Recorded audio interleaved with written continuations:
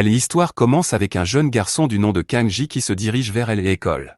Sur le chemin, il rencontra une personne âgée à qui il n'hésita pas à apporter son aide. Kanji était reconnu dans son entourage comme un gentil garçon qui aide tout le monde qui est dans le besoin. Alors qu'il reprit son chemin, il entendit à sa gauche un bruit. Il se retourna et assiste à une scène où un pauvre garçon se faisait harceler par une bande de voyous.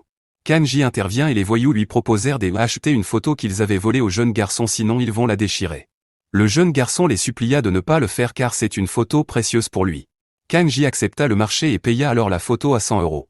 Les bandits lâchèrent leur victime et s'en allèrent. Le jeune garçon qui était harcelé remercie Kanji d'être venu à son secours. Ce à quoi il lui répond que ce n'est pas un problème. Il a vu à quel point cette photo compte pour lui. Le jeune garçon lui remercie encore et lui complimente qu'il est une gentille personne. Kanji fut très heureux de l'entendre. Il lui demande s'il le pense vraiment. Ce dernier lui répond qu'il était même surnommé l'ange à l'école. Très flatté, Kanji lui répond qu'il n'est pas un ange, juste une bonne personne. Kanji se dit finalement que être gentil, ça valait la peine. Intrigué par sa réponse, le jeune garçon lui demande pourquoi il essaie d'être une bonne personne. Kanji lui répond avec désinvolture qu'il le fait pour une personne qui compte beaucoup pour lui. Plus tard, Kanji arrive à l'école et salue tous ses camarades de classe qui lui répondent avec gaieté. L'attention de Kanji était particulièrement sur une fille de la classe qui s'appelle Soji. Cette dernière vient rappeler à Kanji qu'ils étaient programmés pour le recyclage des déchets aujourd'hui. Kanji lui répondit qu'il était sur le point de le faire aussi. Pendant qu'il sortait les poubelles, Soji lui dit à Kanji qu'il a entendu la nouvelle selon laquelle il a sauvé un élève. Kanji approuve que c'est vrai. Soji lui répond que les gens faisaient éloge de ce qu'il a fait et qu'elle pense qu'il est vraiment trop gentil. Après avoir fini le recyclage, ils retournèrent en classe. Mais sur le chemin, Kanji rencontre à nouveau la bande de voyous auxquels il avait eu affaire. Un des bandits du nom de Jeong Cheol qui était visiblement le maillon de la bande appela Soji. Cette dernière répond à sa salutation d'un ton amical. Kanji était perdu dans ses pensées. Est-ce que Soji n'était harcelé aussi? Soji demanda à Kanji d'entrer en premier. Ce que Kanji accepta malgré lui et lui dit de rester prudente. Soji lui assura qu'il n'a pas à s'inquiéter pour elle. Kanji s'en alla. La bande laissa Jeong et Soji se parler tête à tête. Soji vérifie s'il n'y a pas personne dans les parages et rappela à Jeong qu'il ne devrait pas se voir à l'école. Le bandit lui répliqua est-ce qu'elle a honte de lui? Soji lui rassura que c'est pas du tout le cas. Alors qu'ils se chamaillent comme des amoureux, Kanji était caché derrière un mur pour s'assurer que Soji ne court aucun danger. Mais il n'était pas au bout de ses surprises. La scène dont il était témoin l'a laissé perplexe. Est-ce que Soji et Jeong Cheol sortaient ensemble? Cette question hantait tellement l'esprit de Kanji qu'il ne pouvait pas se concentrer en classe. Après les cours, Soji et Kanji se rencontrèrent pour rentrer ensemble. Mais le jeune homme n'avait pas l'air dans son assiette. Soji lui demande ce qui ne va pas. Ce dernier lui demande si elle est en couple avec Jeong Cheol. La jeune fille lui avoua d'un ton hésitant qu'elle comptait lui dire puisqu'ils venaient juste de commencer à sortir ensemble. Kanji était sur le choc. Est-ce que c'est la même Soji qu'il connaissait depuis leur enfance? Il se souvient quand ils étaient petits que le père de Soji était très agressif envers sa propre fille. Un jour, Soji prit la décision de ne jamais épouser un homme comme son père. Kanji lui demande quel est son type d'homme. Ce à quoi elle répond qu'elle préfère les garçons attentionnés et gentils. Kanji toujours perdu dans ses pensées demande à Soji pourquoi elle a accepté de sortir avec Jeong alors qu'il est loin d'être gentil. La fille lui répond que les gentils garçons sont trop chiants alors que les mauvais sont plus virils et attirants. Kanji était choqué. Il ne pouvait pas croire ce qu'il vient d'entendre. Il était frustré d'apprendre que la fille pour qui elle a fait des sacrifices pour être gentille avait catégoriquement changé de visage.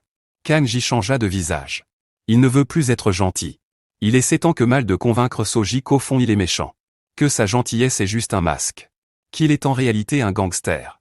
Mais la fille ne pouvant pas le croire, le remercie d'être aussi attentionné et bienveillant.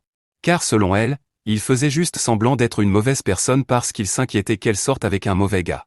Le jeune homme n'insista plus et se dit qu'il valait mieux qu'il reste ami avec elle. Alors qu'ils ont fini de discuter et sont sortis de l'établissement, le petit ami de la jeune fille était dehors à l'attendre. Il lui proposa d'aller au karaoké avec lui et menaça Kanji de ne pas tourner autour de la jeune fille. Cette dernière accepta l'invitation de son copain et assura à Kanji qu'ils pourraient manger ensemble une autre fois. Le regret et la frustration rongeaient Kanji et il prit la décision de tourner la page et de devenir vraiment méchant même si son effort d'être gentil lui a pris une dizaine d'années. Après une journée très chargée en émotions, il entra enfin chez lui et fut accueilli par un groupe de gangsters qui étaient sous ses ordres. Il se trouve que la famille de Kanji était une famille de gangsters redoutables. La détermination du jeune homme à sombrer dans les ténèbres était trop forte au point il se dit je vais vous montrer ce que c'est un vrai mauvais gars. À son arrivée, il demande où se trouve son oncle. L'un des gangsters lui répondit qu'il se trouve à l'intérieur. Kang-ji rejoint son oncle et lui demanda de l'aide. Son oncle fut surpris et lui demande pourquoi ce changement d'attitude. Kang-ji lui avoue qu'il veut devenir méchant. Stupéfait par la réaction du jeune homme, l'oncle lui dit pourquoi il veut changer alors qu'il a sacrifié des années pour devenir le plus gentil garçon possible. Kang-ji demanda s'il est un gangster. Ce dernier répond que c'est le cas. Kang-ji lui demande encore si c'est le cas aussi de son père. L'oncle lui avoue un profond respect qu'il a envers son père. Car il le considère comme un vrai leader et un vrai combattant. Même si en général, beaucoup de personnes le voient comme une mauvaise personne. Kang-ji s'avoua avec fierté qu'il a le sang d'un gangster qui coule dans ses veines puis demanda à son oncle de l'aider à manifester sa véritable nature. L'oncle admira l'expression du visage du jeune homme et reconnaît en lui le digne fils du boss. Mais il avertit le jeune homme que sa décision pourrait irrémédiablement effacer en un instant l'image du gentil garçon que les gens ont de lui depuis toutes ces années ainsi que tous ses efforts. Est-ce qu'il est toujours prêt à s'engager? Mais le jeune homme était suffisamment résolu à changer et supplia à l'oncle de l'aider à atteindre son objectif. Son oncle accepta sa demande et lui fait savoir que la première étape de son changement consiste à changer de style. À commencer par sa coupe de cheveux et son style vestimentaire. Il assura à Kang-ji qu'il pouvait compter sur lui. Kang-ji était heureux et fait savoir à son oncle qu'il lui fait confiance. Et qu'il suivra ses instructions à la lettre. Le jeune homme étant souriant, l'oncle lui faisait la remarque qu'il doit arrêter de sourire et qu'il devrait apprendre à rester sérieux. Sur ces mots Kang-ji changea de visage et son oncle le félicite que c'est parfait. Mais l'oncle était toujours intrigué par le changement brusque de Kang-ji et lui demanda quelle en est la raison. Kang-ji lui répond vaguement qu'il pensait qu'être gentil ferait plaisir à une personne. En pensant à ce que Soji lui avait dit lorsqu'ils étaient gamins et à ce qu'il a vécu aujourd'hui, il en conclut qu'il n'a plus de raison d'être une bonne personne. Son oncle lui dit s'il y a quelque chose qu'il souhaite faire pour commencer à devenir méchant. Kang-ji était vénère quand il se souvient du visage de Jeon Cheol et répond avec rage qu'il veut le tabasser.